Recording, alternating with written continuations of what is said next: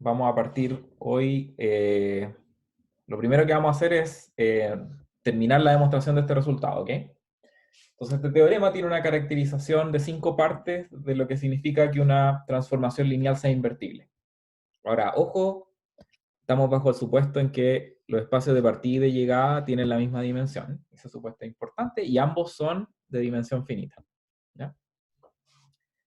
Entonces, si estamos en esa situación, podemos verificar la condición de que T sea invertible a través de las siguientes 5 condiciones, o bueno, 4 condiciones equivalentes, que T sea no singular, perdón, Agradecimiento así. perdón,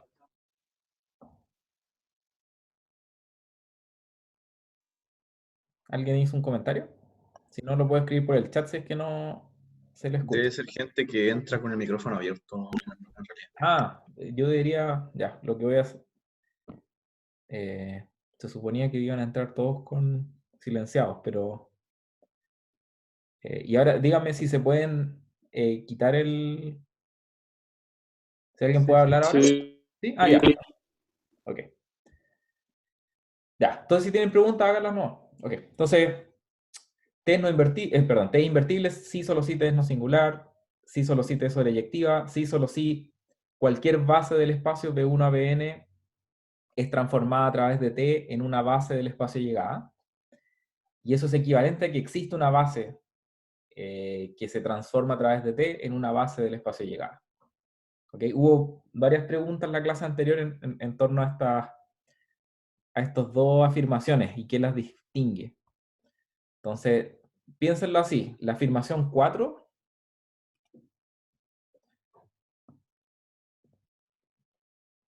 es conveniente si ya sé que T es invertible. Porque es una condición súper fuerte, ¿ok? Yo jamás, o sea, no conviene usar esa condición 4 como para probar que una transformación lineal es invertible, porque tiene que uno verificar algo para cualquier base. ¿Ok? En cambio, si ya sé que T es invertible, puedo ocupar esa propiedad. Esa es la forma que querían verlo. Y 5, alternativamente, una forma es conveniente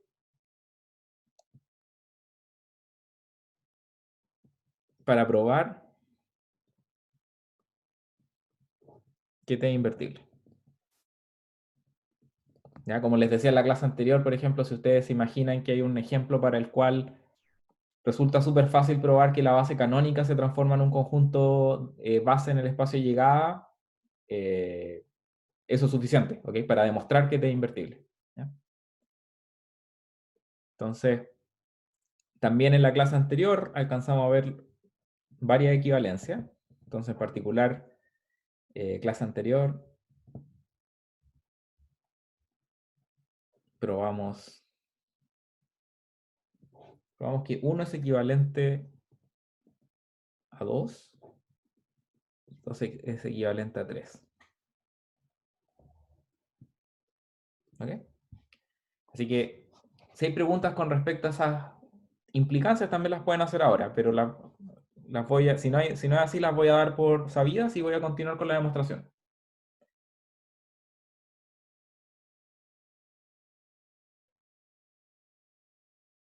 Ok, entonces ahora lo que nos falta es pasar de alguna manera, esta equivalencia a 4 y a 5. Entonces podemos hacerlo en cualquier orden. Voy a hacer uno que me conviene específicamente para este problema.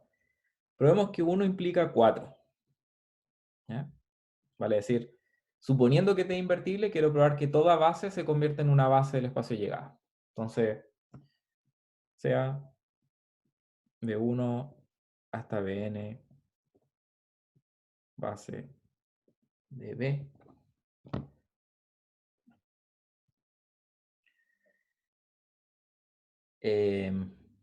La clase anterior, si se acuerdan, vimos un teorema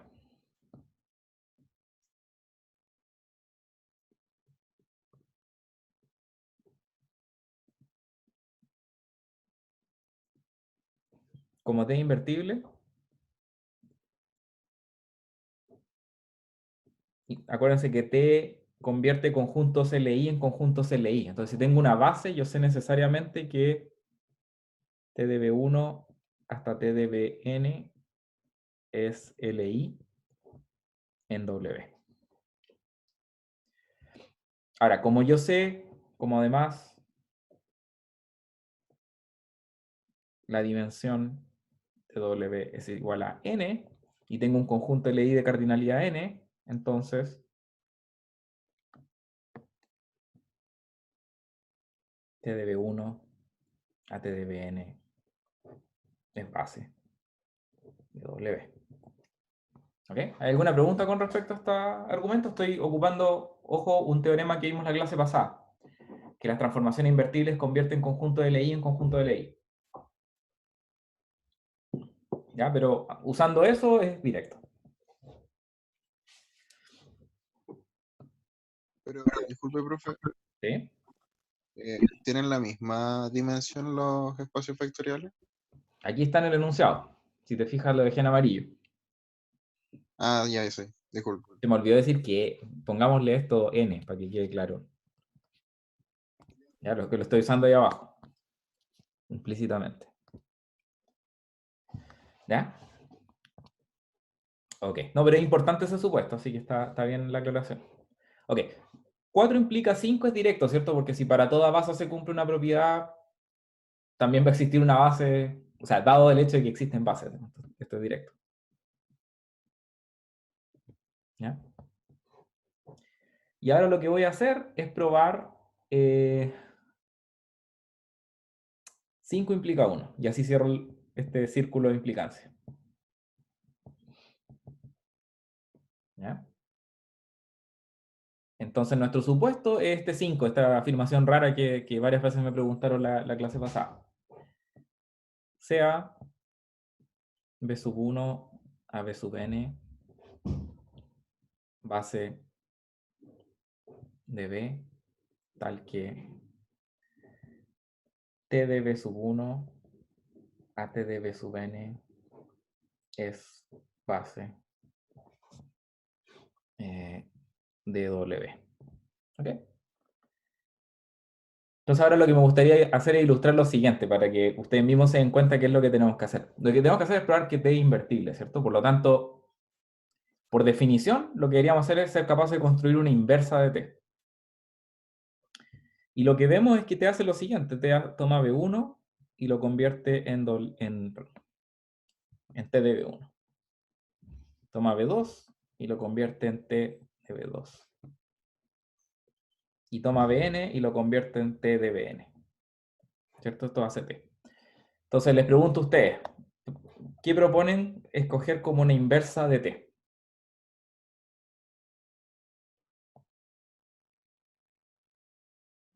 Las flechas para arriba no van. Las flechas para arriba, ¿cierto? Eso es como lo más natural. Entonces, consideremos S. Ahora, para poder justificar que las flechas para arriba funcionan, lo que necesito es poder justificar que si yo defino esta transformación a partir de cómo actúa sobre una base, ¿cierto? Eso define esa transformación lineal. Y eso acuérdense que es un teorema que vimos en la primera clase del curso.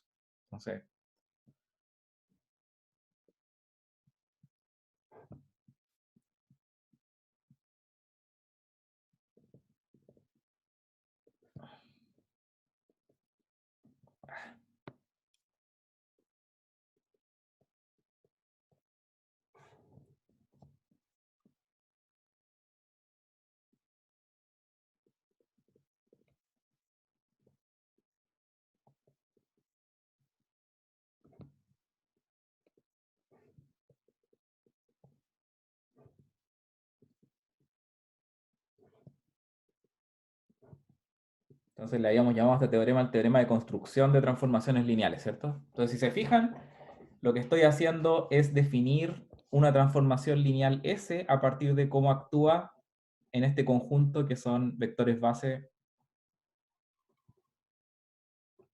de W. ¿Ya? Así que S es perfectamente es una función y más aún es una transformación lineal bien definida entre W y D. ¿Ya? ¿Hay preguntas con respecto a eso?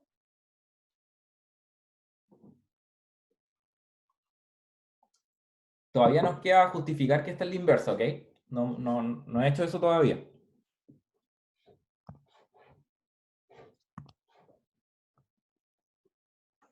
Profe, porque podemos asegurar que existe esa S, porque en el fondo es como asegurar que es la inversa o no. No entendí bien. Entonces, Acuérdate que la primera clase del curso vimos un teorema que se llamaba el teorema de construcción de transformaciones lineales, que decía que si yo tengo un conjunto LI, ¿cierto? Yo puedo definir una transformación, y tengo un conjunto arbitrario, ¿ok? Aquí tengo este que tengo aquí es un conjunto LI, esos TB1 hasta TBN, y aquí yo podía poner cualquier cosa en el espacio de llegada.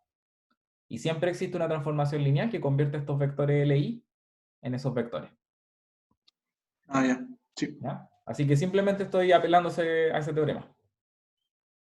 Ahora lo que tenemos que hacer es justificar que S es la inversa de T. Ahora, para hacer eso me voy a valer de esta propiedad que tenemos aquí. Nada más. En efecto, voy a hacer lo siguiente. Si tomo cualquier J entre 1 y N y evalúo S compuesto con T de BJ, aquí voy a tener por definición, y eso ocupando aquí la propiedad asterisco es igual a BJ. Y por otra parte, si compongo para el otro lado, T compuesto con S, perdón, mejor voy a hacer esto, ya. Tengo eso, ¿cierto? ¿Están de acuerdo? Si tengo esto implica que S compuesto con T de BJ es igual a la identidad de B aplicado a BJ para todo J igual 1 a N. Ahora, una consecuencia del teorema de construcción nos dice que si dos transformaciones lineales coinciden sobre una base o sobre un conjunto LI, esas dos transformaciones lineales tienen que ser iguales.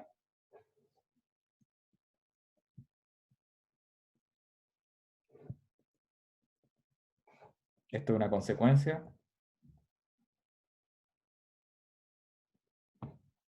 del teorema de construcción.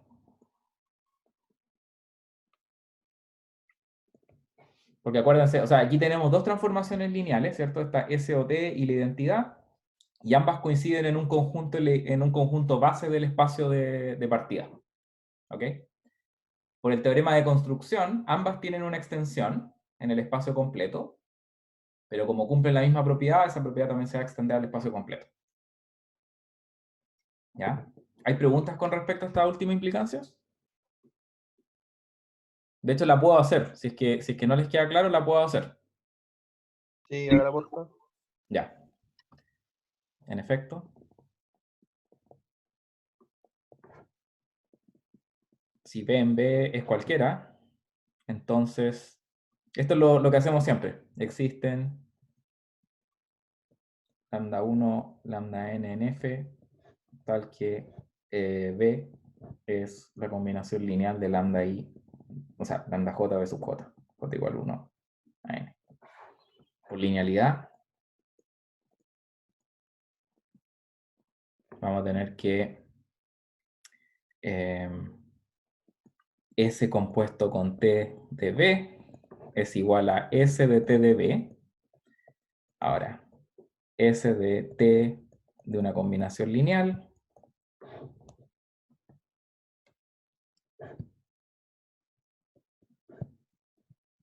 es la combinación lineal de las imágenes, ¿cierto? ¿Qué más? Ahora podemos volver a ocupar la linealidad de S. Y ahora podemos ocupar finalmente la propiedad asterisco. La propiedad asterisco dice que esto es igual a BJ. Y esto nos entrega B. ¿Ya ahora queda claro?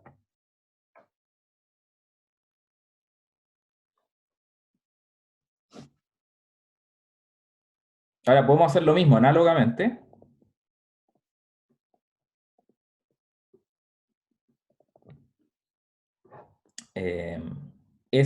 perdón, ahora para el otro lado, porque acuérdense que la definición de la inversa tiene que ir para ambos lados. Entonces, T compuesto con S de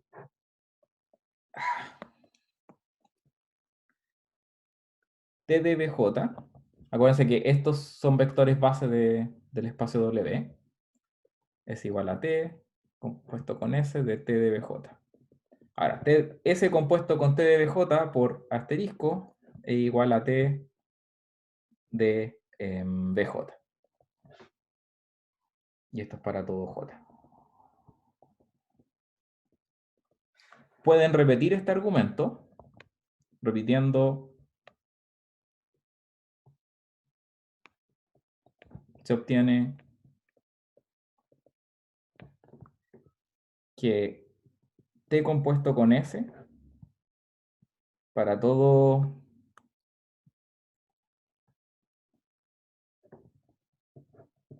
pueden tomar cualquier W en el espacio de llegada y pueden ocupar la linealidad y descomponer en la base para al final del día darse cuenta de que T compuesto con S W va a ser igual a W. Por lo tanto, T compuesto con S también es la identidad. ¿Ok? O Hemos sea, probado. ¿Cómo? no es necesario descomponer, o sea, hacer todos los pasos, descomponer W, etcétera. O sea, si te queda claro de que esta igualdad a partir de los vectores bases se extienda al espacio completo, y en particular que esto es una consecuencia del teorema de construcción, eso yo preferiría de hecho que si lo ven, digamos, en algún ejercicio, digan, si tengo esta igualdad sobre los vectores bases, como un corolario del teorema de construcción, sé que son iguales en todo punto. ¿Ya? Ya, perfecto. Gracias. Ahora lo repito si es necesario porque estamos aprendiendo, así que... Ya, entonces hemos probado que esa es la inversa de t, que era lo que queríamos, por lo tanto t invertible. Okay.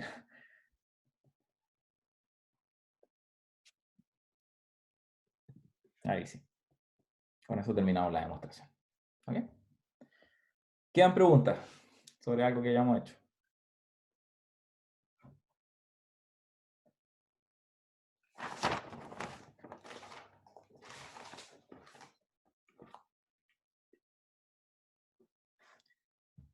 Ya. Si no lo hay, voy a hacer algunas aclaraciones relativas a este resultado. Entonces, observación.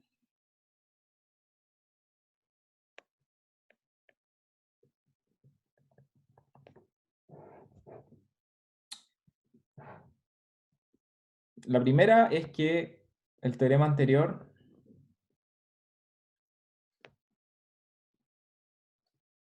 no funciona, o sea, no se cumple si la dimensión de B es distinta a la dimensión de W, que fue un comentario que se hizo al medio de la demostración. Veamos un ejemplo. Aquí, contraejemplo.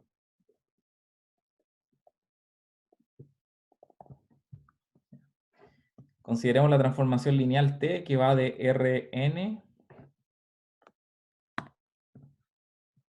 a Rm. Aquí n es menor que m. ¿Ya? Tal que un vector x, no voy a tener espacio acá, no, sí. X1 hasta xn, lo transforma en el vector x1 hasta xn, y después le agregamos ceros. ¿Cierto? Entonces el espacio de llegada tiene dimensión mayor a la del de partida.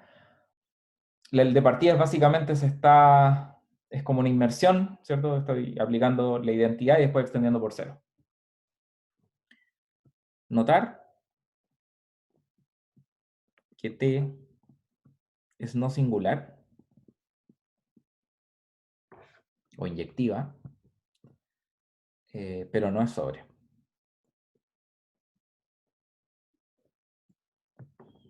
¿Por qué es no singular? Es porque, bueno, hay que decir el ker de T es igual a aquellos x en Rn, tal que x1, xn, 0,0,0 es igual a 0,0,0,0, ¿no? 0, M0 acá. Y esa igualdad implica necesariamente que este vector X tiene que ser el vector 0. ¿Ya? Así que T es no singular. El otro caso como complicado es que además supusimos al principio de esto que la dimensión de ambos espacios era finita, ¿cierto? Era igual a n. Por lo tanto, o sea, bueno, no por lo tanto. Otro contraejemplo.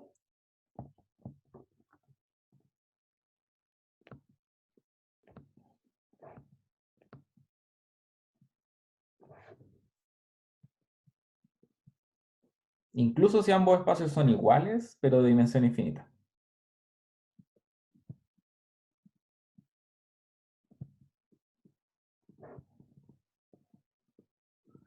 Y este ejemplo ya lo vimos, fue un ejemplo que también fue mencionado en la clase pasada, el shift a la derecha y a la izquierda. ¿Ok?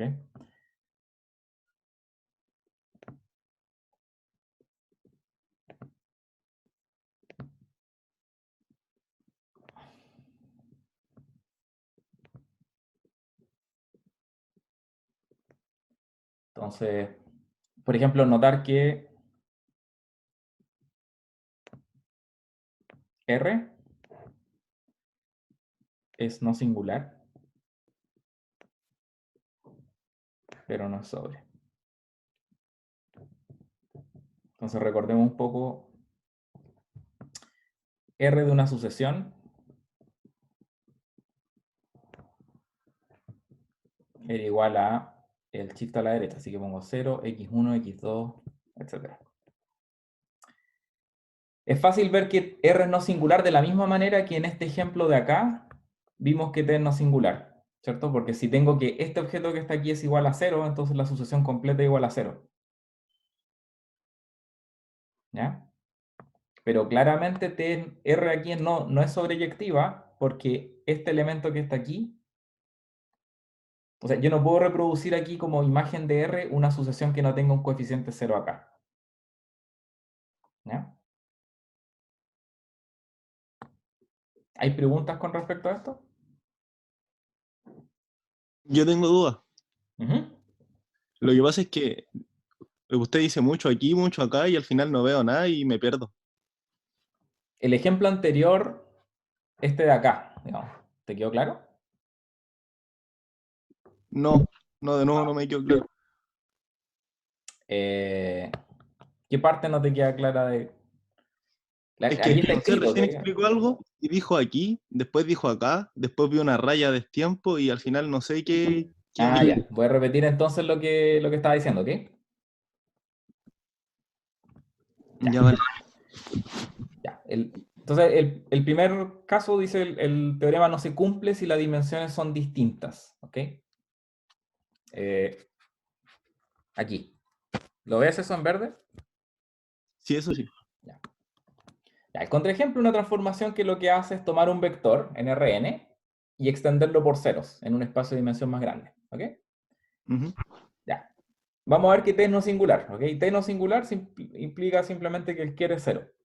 ¿Ya? Y para verificar que el kernel es 0, lo que tenemos que hacer es tomar un vector tal que T de X es 0. Ahora, esto que está aquí es igual a T de X.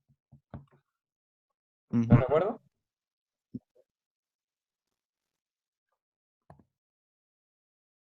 Ahí. ¿Aló?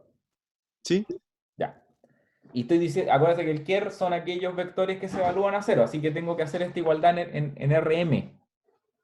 Entonces, por eso tengo al lado derecho estos ceros, que son de largo m. Ahora, si ya. tengo x1, xn, 0,0,0 igual a 0, en particular los x1 y xn son todos 0. Por lo tanto, el único x que se mapea a 0 es el 0. Ujú. ¿Ya? Ok. El otro ejemplo es el shift. Entonces, el shift ahí está definido. Lo que hace es correr la sucesión 1 a la derecha. Ahora, podemos hacer lo mismo, lo que estaba diciendo antes. Entonces, ¿cuál es el kernel de R? Kernel son todas las sucesiones, ¿cierto? xn, nnn, tal que 0, x1, x2, etcétera, es igual a la sucesión. Esto nuevamente, insisto, esto es R de X, ¿ok? 0,0,0, etc.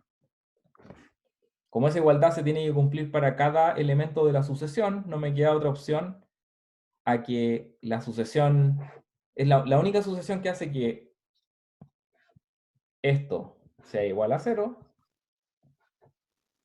es la sucesión idénticamente igual a 0. Y eso prueba que Una esto... raya vacía. ¿Perdón? Ahora sí. Ya, sí, ok, puede que el video tenga un poco de retraso y quizás no estáis viendo las cosas que estoy apuntando en el momento. Así que igual gracias por la sugerencia. Ya, ahora, claramente tampoco la imagen T no es sobreyectiva, porque la imagen va a ser así, van a ser aquellos Y en Fn, tal que Y es igual a una sucesión de esta forma. Y aquí existe una sucesión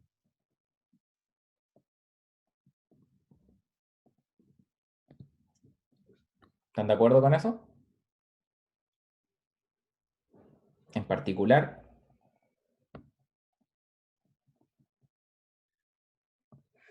la sucesión Y igual a 1,1,1, etcétera, no pertenece a la imagen de T. ¿Ya? Profe, esas últimas dos T que escribió serían las R. Ah, sí, toda la razón. Sí, gracias. R. Gracias. Y aquí, este naturales de acá quedó raro. Y esto que está aquí también es R. Ok, entonces con eso concluimos la discusión sobre este teorema, ¿ok? Que es súper importante, les va a servir un montón para los ejercicios. Entonces, ahora me gustaría pasar a una materia nueva. Vamos a empezar a hablar de isomorfismo, que fue algo que había mencionado en algún momento.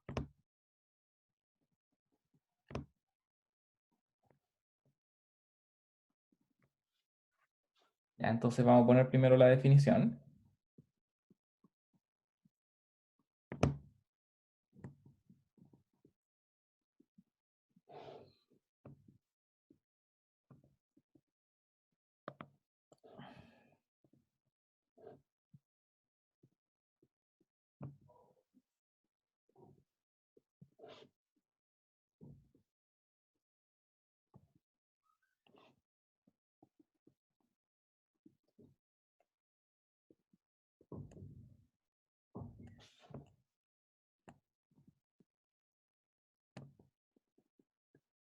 Entonces vamos a decir que un isomorfismo es una transformación lineal invertible, nada más. Sí, es invertible.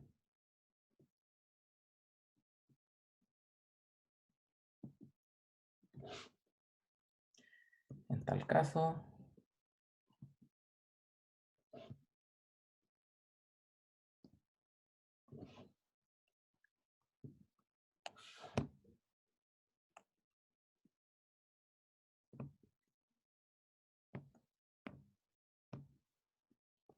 ¿ok? Cuando hay una transformación lineal entre dos espacios vectoriales, eso es un hecho que es interesante, ¿ok? Es no trivial. Entonces, esa relación entre dos espacios vectoriales, de que existe un isomorfismo entre ellos, lo vamos a llamar que ambos espacios son isomorfos, ¿ok? Esto define de alguna manera una relación de equivalencia entre espacios vectoriales, ¿ya?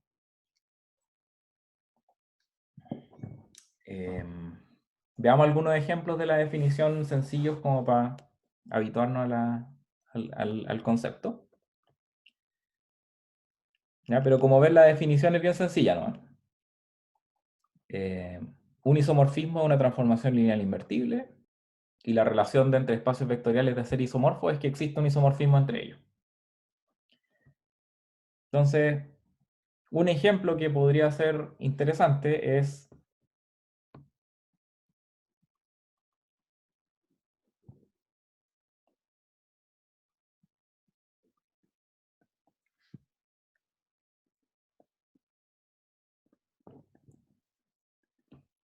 el espacio vectorial fn más 1 y los polinomios de grado a lo más n son dos espacios vectoriales que son isomorfos. ¿Ok? Y para probarlo, lo que hay que hacer es simplemente construir ese isomorfismo. ¿Ok? Entonces, en efecto, podemos construir una transformación T que vaya entre fn más 1, me equivoqué, fn más 1 a polinomio, dada por lo siguiente. Entonces, T de un vector a sub, le voy a llamar, a propósito, en vez de llamarle a sub 1 a sub n, le voy a llamar a sub 0 hasta a sub n. Perdón, en vez de tomar a sub 1 hasta a sub n más 1, le voy a llamar así, a sub 0 hasta a sub n. ¿Ok? La denominación de los subíndices es un poco arbitraria, así que puedo hacer esa elección. ¿Ya? Simplemente estoy refiriendo a los coeficientes. Y lo que voy a hacer es que este vector se va a convertir en este polinomio.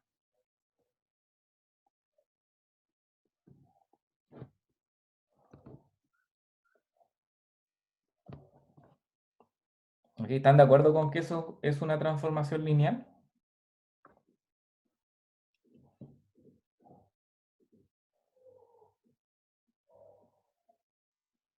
Sí, ¿Sí? Ya. Se los voy a dejar de ejercicio si no lo ven porque es parecido a un ejercicio que hicimos el lunes, creo, cuando me puse a hacer algunos ejercicios. Entonces, verificar que T es transformación lineal. Además, T es no singular. Y eso implica invertible por el teorema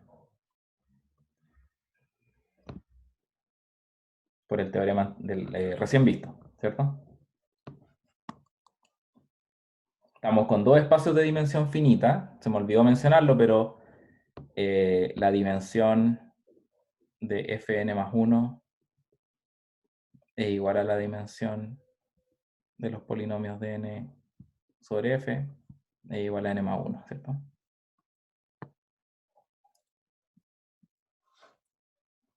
¿Ya? Entonces, en efecto, ¿qué pasa si t de un vector a0 hasta a n es igual al polinomio 0? Bueno, eso va a implicar que a sub 0 por 1 más a sub 1 por x más a sub n por x a la n es idénticamente igual a 0. ¿Ok? Sobre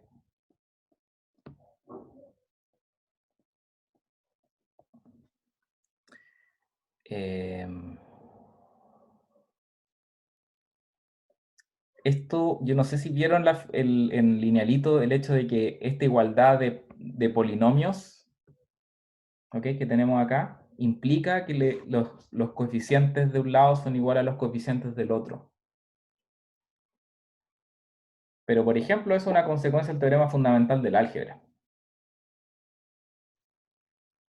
¿Ya? Porque si yo resto esos dos polinomios, me da el polinomio 0, y yo sé que el único polinomio, o sea, perdón, eso implica que los... Bueno, más adelante vamos a hablar de polinomios de todas maneras, pero no sé si alguien me puede recordar, si les queda claro, que tener esta igualdad implica que a sub 0 igual a sub 1. Es por el tema de las finitas raíces, creo. Sí, o sea, sería una consecuencia del teorema fundamental del álgebra, ¿ok? Claro. Pero voy a recordar el teorema fundamental del álgebra y seguro vamos a ver eso en una o dos clases más, así que prefiero por ahora omitir esto. ¿Ya? Pero gracias por avisarme. Eso, entonces, por lo tanto, el Kier de T es igual a 0, que era lo que queríamos demostrar. ¿Ya? Un segundo ejemplo fue uno que ya vimos en clase.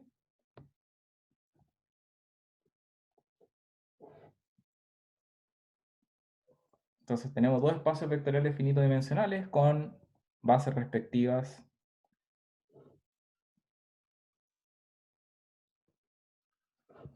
B sub B, que es igual a P sub 1, B sub n, P sub W igual a W1 hasta Wm. ¿Ya? Entonces, la transformación matriz representante que va de L, D, W a las matrices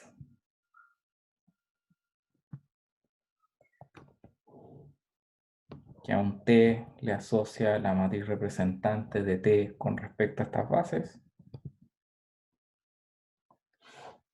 es un isomorfismo.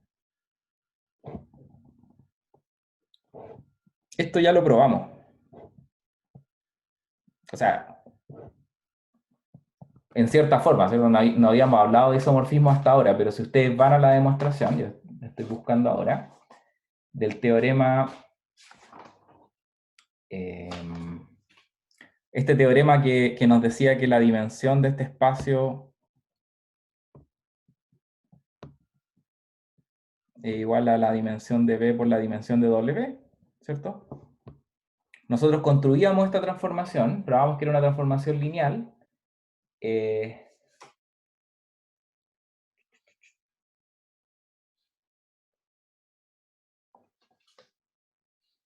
Un poquito. No, en realidad no. Más adelante, después de ese teorema vimos cuando hablamos de matriz representante, hablamos de esto como una transformación lineal. De esto, digo. Ya, eso no me acuerdo si fue la misma clase o la clase siguiente. Pero verificamos que la matriz representante de T1 más lambda T2 es igual a MT1 más lambda T2. Eso prueba la linealidad, ¿cierto? Tenemos dos espacios. Fíjense, esto es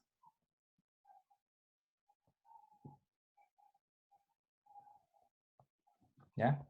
Podríamos nuevamente ocupar, de hecho se lo había dejado de ejercicio, así que mejor probémoslo al tiro. Eso, ya. Entonces, tenemos esto, este M es transformación lineal. Eso sí que ya fue visto. Esto fue visto en la sección cuando hablamos de matrices representantes, ¿ya? Ahí definíamos esta transformación y verificamos que era lineal. Y ahora vamos a ver qué es un isomorfismo. Entonces, en efecto, estamos hablando de dos espacios que tienen la misma dimensión, ¿cierto? Está por un lado este, el de las lineales, ¿cierto? Y por otro lado está las matrices. Y ya sabemos que ambos tienen la misma dimensión. Entonces, por el teorema recién visto,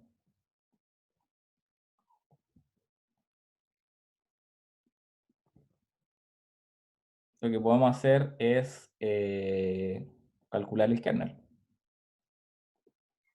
¿Qué es el kernel de T? Es igual a todas las transformaciones lineales T tal que su matriz representante es igual a 0. Ahora, si se acuerdan de la definición de matriz representante, eso dice... Había dos formas de verla, ¿ya? Y una de ellas era a través de estos vectores base que habíamos definido.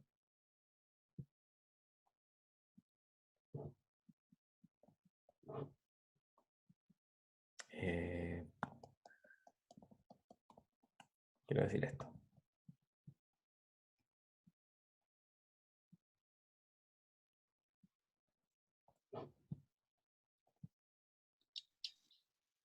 ¿Ya? Perdón, no quise decir eso. Quiero decir lo siguiente. Si T es una transformación lineal, T posee esta descomposición, la voy a remarcar acá, esta descomposición que está aquí, con, y acuérdense que estos Profe, coeficientes... Profe, Sí, ¿puede subir un poquito la pantalla? Ahí sí. ya. Ya, entonces tenemos esa descomposición T, y además lo que quiero decir es que, acuérdense, estos lambda y j que están acá son los coeficientes de la matriz representante. Entonces, esos coeficientes estoy afirmando que son iguales a 0, a partir de lo que está aquí, en esta igualdad. ¿La ven en rojo?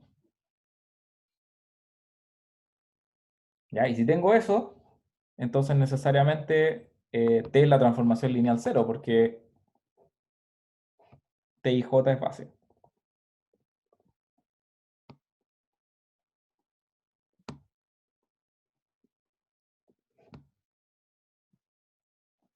¿Ya? Esta cuestión está un poco enredada, ¿ok? Son afirmaciones todas bien simples, pero que dependen mucho de lo que hemos hablado en las clases anteriores, así que les pido que igual lo revisen. Obviamente si tienen preguntas en este momento la hagan, pero si están un poquito confundidos, preferiría que las revisaran y que el lunes quizás me pregunten al respecto. ¿Ya? Yo no entendí la última línea, o sea, la penúltima línea ahora. Esa que pasamos desde la igualdad de la matriz representante a los coeficientes. Sí, sí, sí. Ya. Ok, lo que estoy diciendo, acuérdense que voy a ocupar el color verde acá. A partir de esta igualdad que tengo aquí,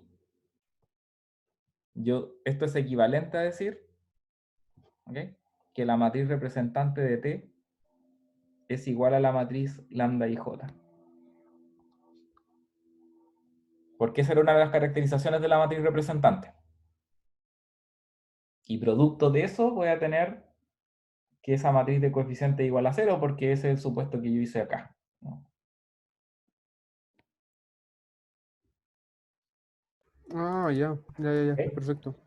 Por eso digo, sí, son todas cosas bien simples, pero que están dependiendo de las definiciones que tenemos para los distintos objetos, en este caso específico para la matriz representante, ¿ya? Ok. Entonces, ahora voy a pasar a otro ejemplo que también es sencillo, pero es importante, ¿ok? Entonces, este es un ejemplo 3, pero le voy a destinar una sección. ¿Ok? Ver abajo. Entonces aquí vamos a definir lo que son las coordenadas baricéntricas.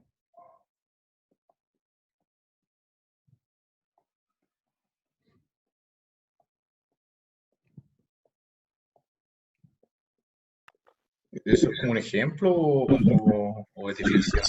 Es un ejemplo, pero prefiero destinarle una definición propia porque la vamos a ir usando Sí. más adelante también, ¿ya? Ok. Entonces, definición.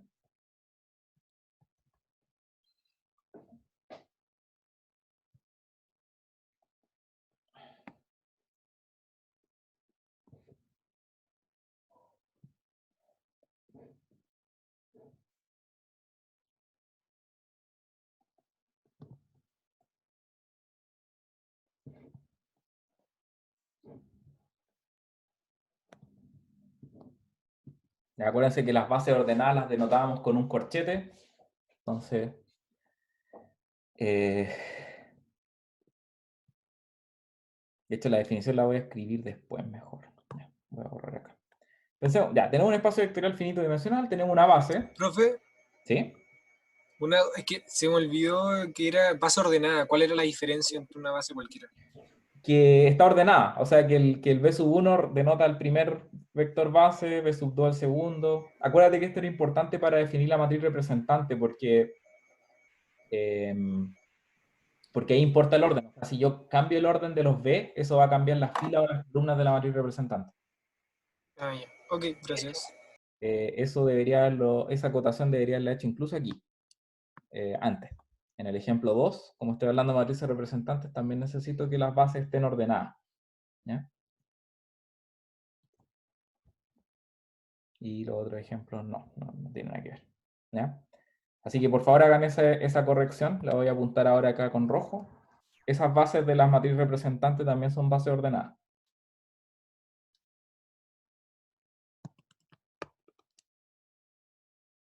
Ya.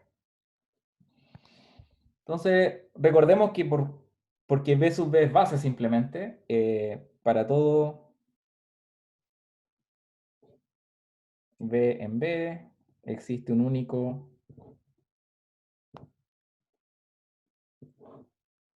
lambda 1, lambda n, nfn, tal que B es igual a lambda 1 b sub 1 más lambda 2 b sub 2. ¿Cierto? Cada vector tiene una descomposición única.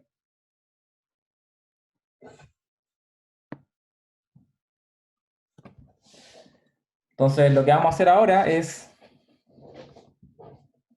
definimos entonces las coordenadas baricéntricas de B con respecto a la base B. De hecho, déjenme sacarle este subíndice B aquí a la base. Llamémosle B simplemente a la base ordenada, ¿ya? Para no tener que andar arrastrando un B corto en todas partes. Entonces, las coordenadas baricéntricas de B con respecto a esta base son simplemente los coeficientes lambda 1, lambda n,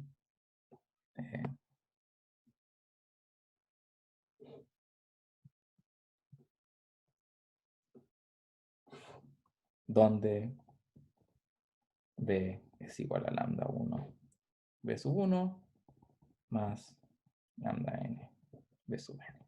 Entonces, aquí está la definición. De hecho, voy a borrar acá.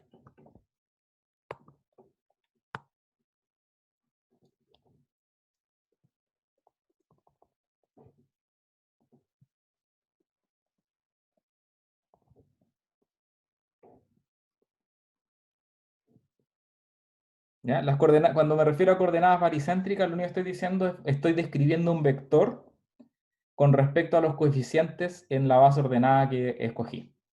¿Ya? ¿Hay preguntas con respecto a la definición?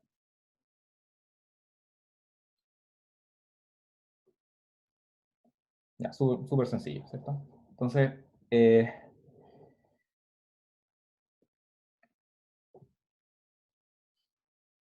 este objeto, las coordenadas baricéntricas, definen una función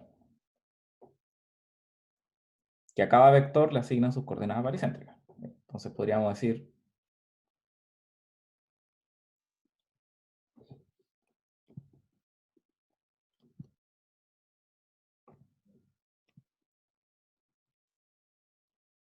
¿ya? Es una función bien definida porque acuérdense que estos lambda son una descomposición única. Eso es súper importante. La unicidad aquí permite que esto sea una función.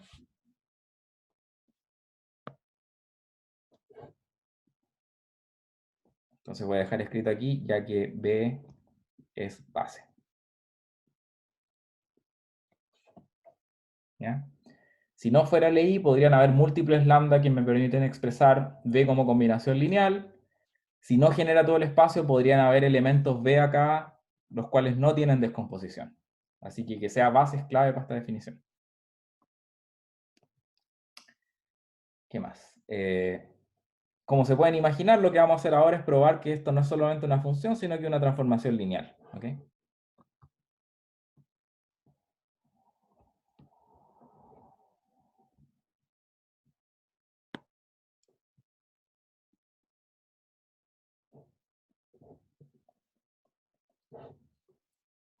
Entonces, sean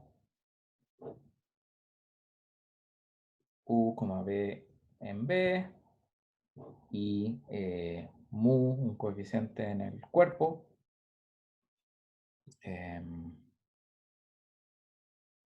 Entonces, si tenemos, lo que queremos hacer es lo siguiente, ¿cierto? Por demostrar que el corchete este de U más mu B en esta base B es igual al corchete de U más mu corchete de B.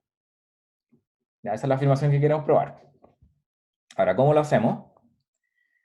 Para esto, lo primero que nos conviene hacer es darle nombre a este tipo y a este tipo. ¿Okay? Entonces, lo primero que vamos a hacer es denotar las coordenadas baricéntricas de ambos vectores de alguna forma. Sean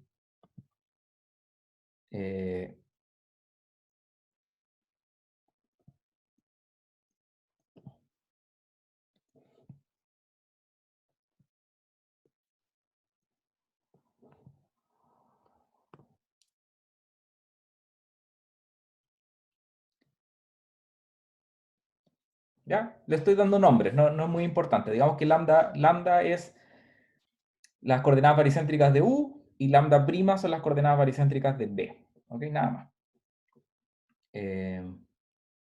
A partir de esto,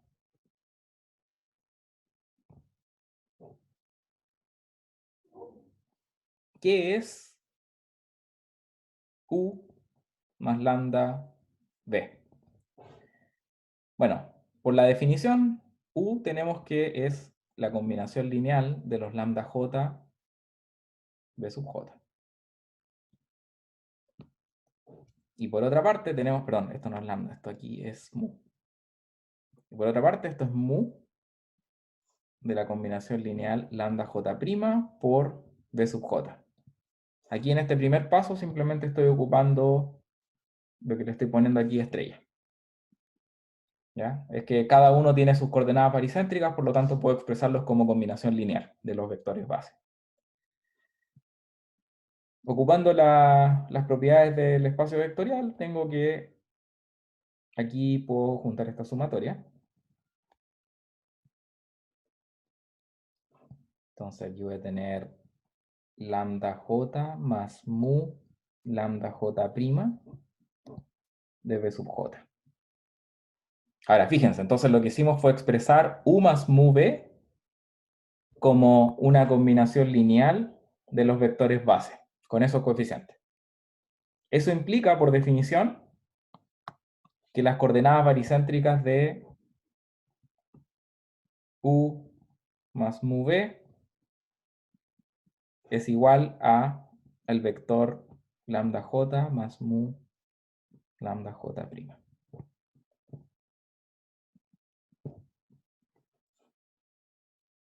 ¿Cierto? ¿Están de acuerdo con eso?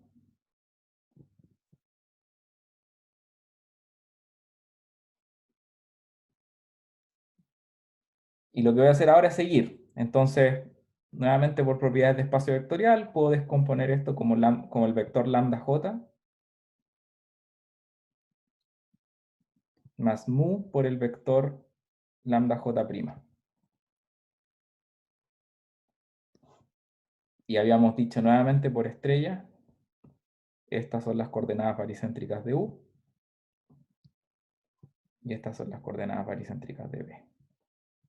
Con eso probamos lo que queríamos demostrar. ¿Ya? ¿Hay preguntas con respecto a este cálculo?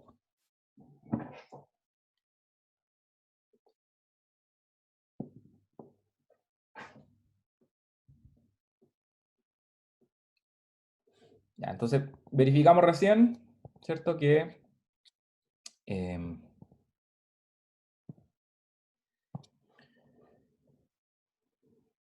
las coordenadas baricéntricas son una transformación lineal. Y ahora quiero probar que son un isomorfismo.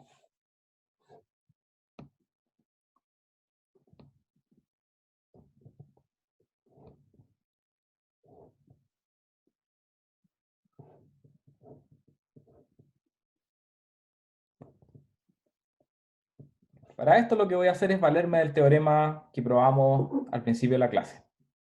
Entonces, usando el teorema... De hecho, a este teorema le voy a poner un nombre. Voy a ir al principio de la clase. Le vamos a poner un nombre. Esto es caracterización de transformaciones lineales invertibles. Dado que tiene estas 5 equivalencias, va a ser importante mencionarlo cada vez que lo usemos, ¿ya? Entonces voy a volver ahora,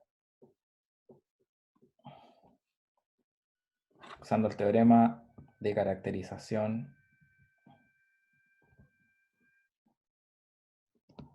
de transformaciones lineales invertibles. Acuérdense que para hacer esto, lo primero que tenemos que verificar es que ambos espacios son de dimensión finita y que tienen la misma dimensión. Dado que... ¿Cuál es la dimensión de B? Si se fijan, partimos suponiendo que el conjunto base aquí, ¿ok? Es un conjunto B sub 1 a B sub n, ¿cierto? Entonces la dimensión de B es necesariamente n. Y eso coincide con el espacio de llegada de esta transformación lineal. Lo voy a marcar acá.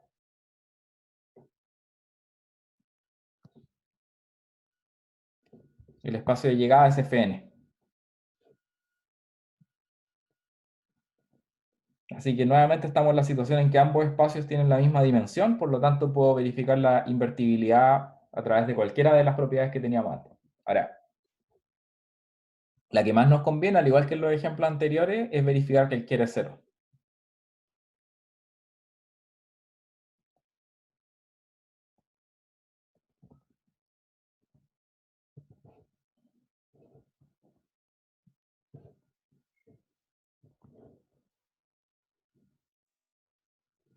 ¿Por qué? Porque las coordenadas baricéntricas se van a evaluar a cero si solo si el vector es cero. ¿Ok? Es algo... Estos son puras afirmaciones equivalentes directamente. Entonces, ¿qué pasa si U, bueno, llamémosle B mejor? Si tomo un B y sus coordenadas baricéntricas son iguales a cero, eso por definición implica que B es igual a 0 por B1 más 0 por B2 más 0 por Bn. Y eso es equivalente a decir que B es 0, ¿no?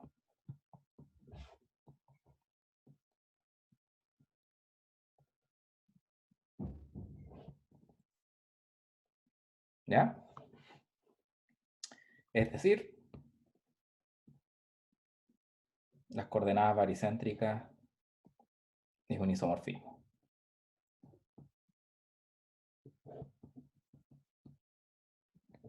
¿Hay preguntas con respecto a este ejemplo?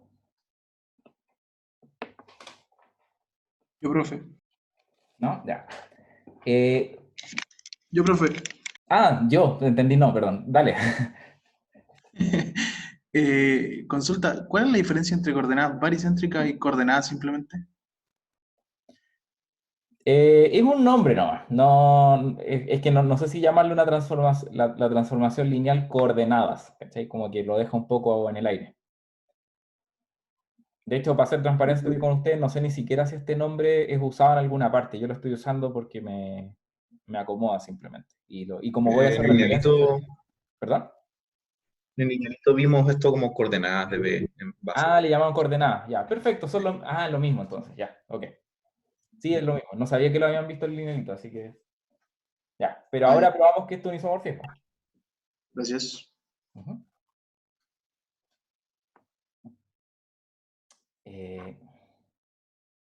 Perfecto. Entonces ya, vimos ejemplos. Ahora lo que voy a hacer, fíjense que los ejemplos casi todos siguieron la misma lógica. O sea, dijimos, bueno, queremos probar que dos espacios son isomorfos, construimos una función, verificamos que es transformación lineal. Para probar que es invertible, típicamente conviene mucho verificar que es no singular, ¿ok? No va a ser siempre el caso, pero es bastante común. Si se fijan en estos tres ejemplos, ocurre que la forma más fácil de probar que estas transformaciones son invertibles es verificando que las dimensiones de partida y llegada coinciden y que el quiero es cero. Y acuérdense que, bueno, el teorema ya lo explica todo, pero todo esto al final es consecuencia del teorema del núcleo imagen, ¿ya?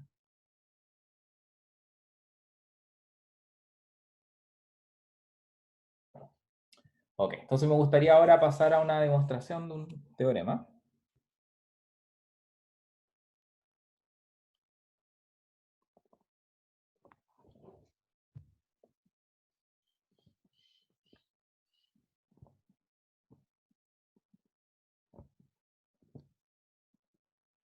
Y que va a apuntar a algo que estos tres ejemplos mencionan.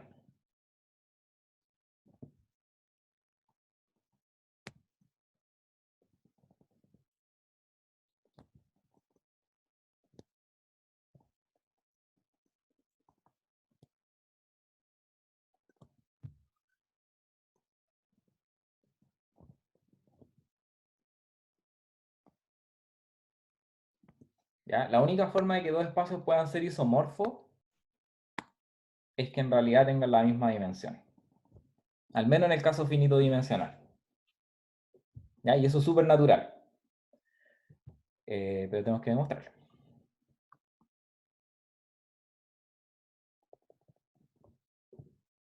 Entonces, para esto, voy a denotar por conveniencia primero al tiro las bases. Entonces, sean b sub b igual a b sub 1, b sub n, b sub w,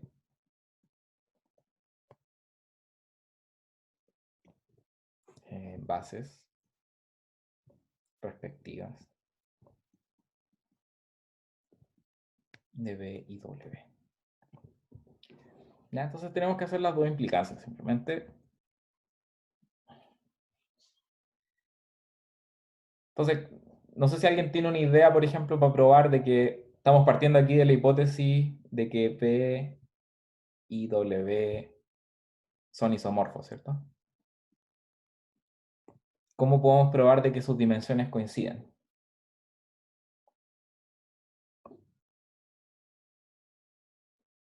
Contradicción. Por contradicción. No, pero podemos usar el mismo isomorfismo de bases coordenadas, ¿no? Sí, podríamos usar la base. No, pero espera, calma. El supuesto es que son isomorfos. Y la definición de isomorfismo, o sea, ¿verdad? La definición de que dos espacios son isomorfos es que existe un isomorfismo.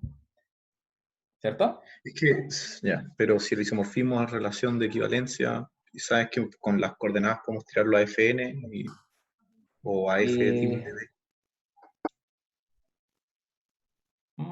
Sí, o sea, sí, pero creo que hay una forma más simple, ¿ok? Ya, o sea, ya. O sea, o al menos quizás déjenme hacer un paso de esto.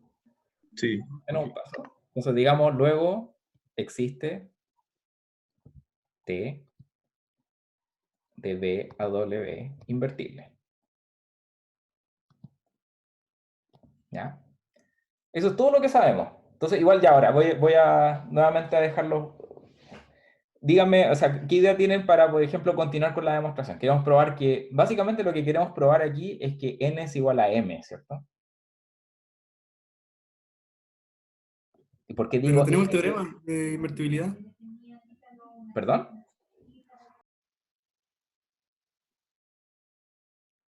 Es que como es invertible, para toda base, como que la imagen es una base. Correcto. Entonces... Esa es la idea, eso es lo que hay que hacer, ¿ya? Porque en el momento en que mapeamos base a base, vamos a tener cosas que nos empiezan a relacionar cardinalidades de conjunto con dimensiones, ¿ya?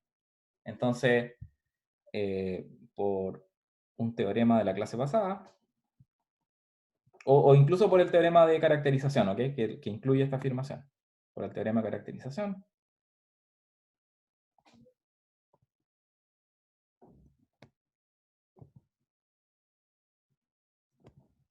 De transformaciones lineales. Una pregunta. ¿Sí? Que el teorema de caracterización no toma como hipótesis que las dimensiones son iguales. Ah, perdón, tenéis toda la razón. Entonces no es el de caracterización, es el de la clase del miércoles. Toda la razón. El teorema, por un teorema de la clase pasada. El teorema de la clase pasada nos sirve justamente porque no ocupa ese supuesto de que las dimensiones son iguales. Simplemente dice, convierto conjunto de LI en conjunto de LI. Entonces, gracias por atajar ese gol.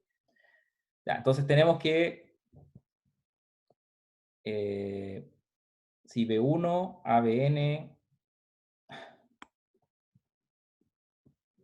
es base, es LI en particular, que ese es el supuesto de ese teorema, implica que T de B1 a T de Bn es LI en W. Profe, ¿no se puede usar el teorema del núcleo imagen? También, eso sería, yo creo que va a ser una consecuencia, digamos, pero tú dices porque a ver, voy a hacer un paréntesis para seguir la idea que acabas de mencionar, pero preferiría seguir con lo que estoy haciendo acá. Entonces tú dices, teorema del núcleo imagen me dice que la dimensión de B es igual a la dimensión del Kier de T más la dimensión de la imagen de T. Y yo sé que como T es invertible, esto es 0. Entonces eso me va a decir que la dimensión de B es igual a la dimensión de la imagen de T. ¿Y de ahí qué hacemos? En particular T es sobre, así que la imagen de T es Eso. igual a... Correcto. La dimensión de la imagen de T es la dimensión de W. Tenéis toda la razón, se puede hacer así. Ya, hagámoslo de esa manera entonces. Creo que esa sugerencia está mejor. Ya. Súper. Profe, ¿Sí? ¿podría hacerlo igual de las dos formas para ver la diferencia de los procedimientos? Ya. Pero voy a terminar esta que es más cortita. Entonces, por el teorema del núcleo imagen, la dimensión de B es igual a la dimensión del kernel de T más la dimensión de la imagen de T. Ahora, T es invertible, así que esto es 0. Y aquí, al ser invertible, es sobreyectiva, así que esto me queda dimensión de W. Y aquí estoy usando que T es invertible. Por lo tanto, la dimensión de B es igual a la dimensión de W. Ya, y aquí entre paréntesis voy a hacer la otra que estábamos mencionando. Entonces, ¿queda claro el procedimiento acá? Ya, si no hay pregunta, voy a hacer el otro mecanismo. Entonces, por el teorema de la clase pasada,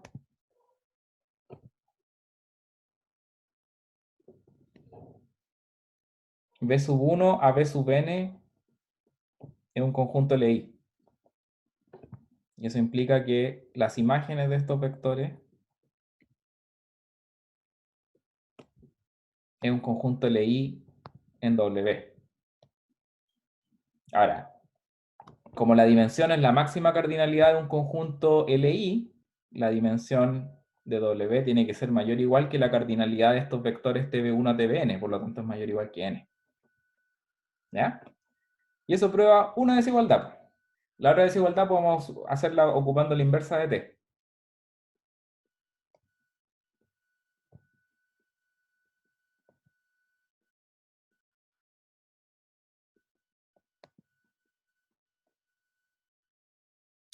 Perdón, no, lo que quiero decir. W1 hasta Wm, Li en W, y eso implica que T a la menos 1 de W1, T a la menos 1 de Wm, Li en B. Como la dimensión es la máxima cardinalidad de un conjunto Li, la dimensión de B tiene que ser mayor o igual que m.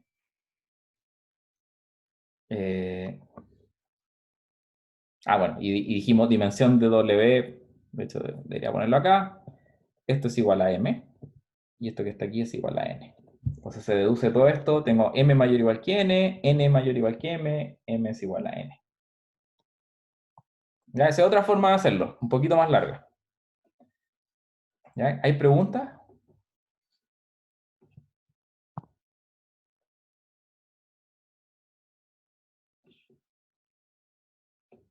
Ya, entonces voy a hacer ahora la otra implicancia. Fíjense, el supuesto es que la dimensión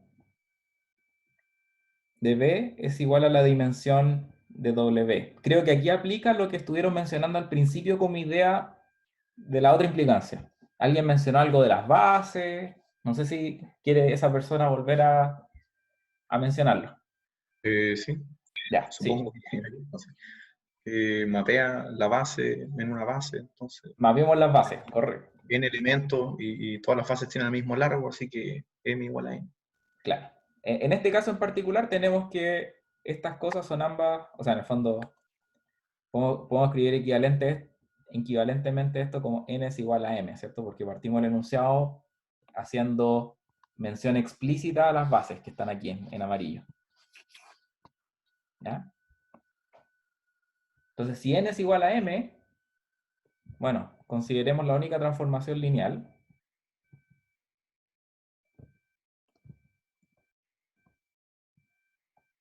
tal que T de B sub J es igual a W sub J. Para todo J de 1 a N. Nuevamente, como hemos dicho varias veces, perdón, ¿sí? Profe, Ujú. que esta implicancia es siguiendo lo del TNI y lo del paréntesis, todo lo azul, es la implicancia por un puro lado, ahí como que me perdí. ¿De Perdón, sí, ya. qué Es estamos que siguiendo? alguien me pidió que hiciera igual la demostración que tenía pensada. Esta es otra forma de hacer esta implicancia.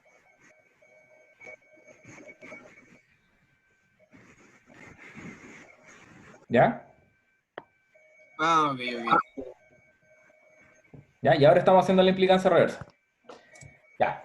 Entonces, alguien si me puede comentar, yo estoy diciendo, consideremos la única transformación lineal que satisface esto. ¿Por qué existe? ¿Y por qué es única? Lo demostramos como la segunda clase. Segunda clase, ¿cierto? El teorema de construcción. Esto nuevamente... Así que como se fijan, lo estamos usando muchísimo.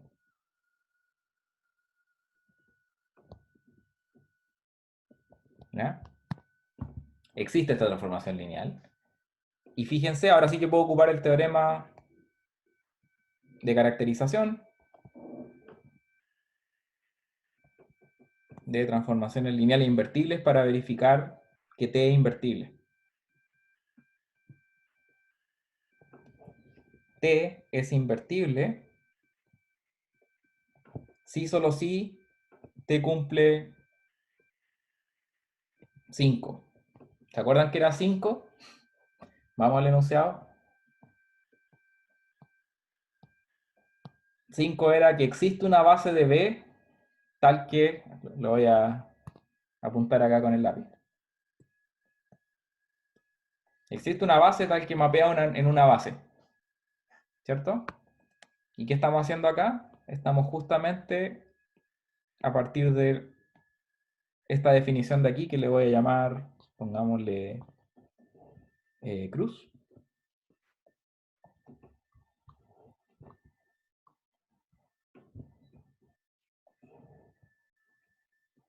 El lado derecho, fíjese que convierte todos los vectores de J en WJ y ambos son conjuntos bases de la misma cardinalidad.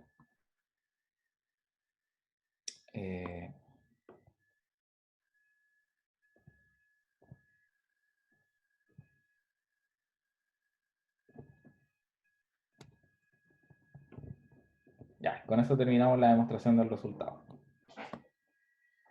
¿Hay preguntas?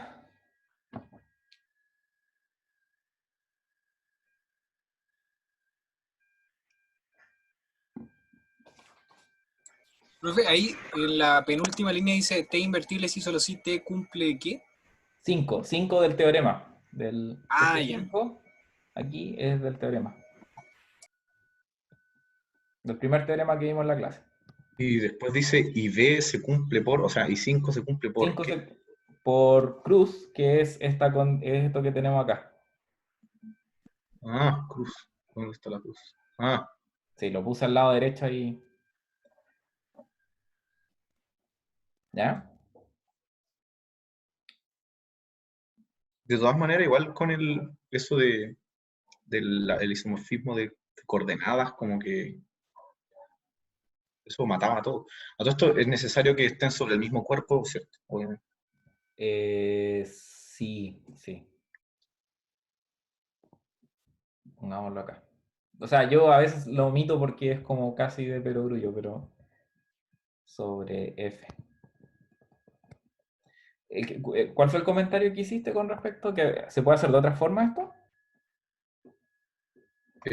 Sí, me refería con el isomorfismo de las coordenadas.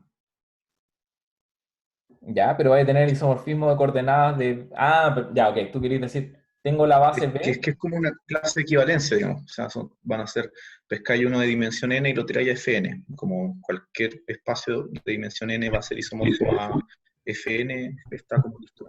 Correcto, correcto. Esa es otra forma de hacerlo también. Sí, es verdad. Las coordenadas baricéntricas me dan como un isomorfismo canónico entre Fn y cualquier espacio de dimensión n. Profe, ¿puedes subir 2 segundos para copiarlo del TNI? Ah, Más arriba.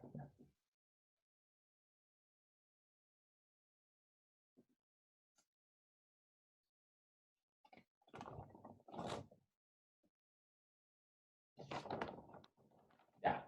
Profe, una duda. Sí. ¿Cómo la última línea prueba que son isomorfos? Es que ahí me perdí un poco.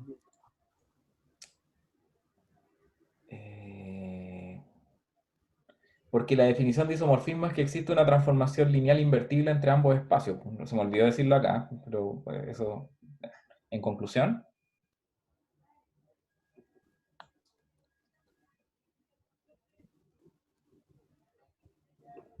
T va de B a W.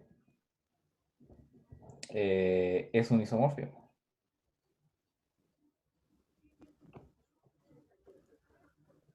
Y luego B y W son isomorfos.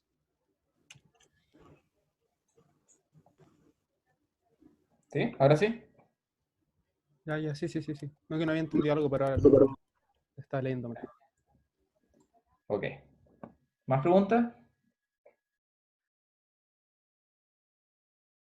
Ya. Para la clase del lunes, porque ya no tengo tiempo de... O sea, podría empezar con lo que voy a hacer, pero prefiero que en el fondo repasen todo, porque la próxima clase voy a hablar de matrices representantes y matrices de cambio de base.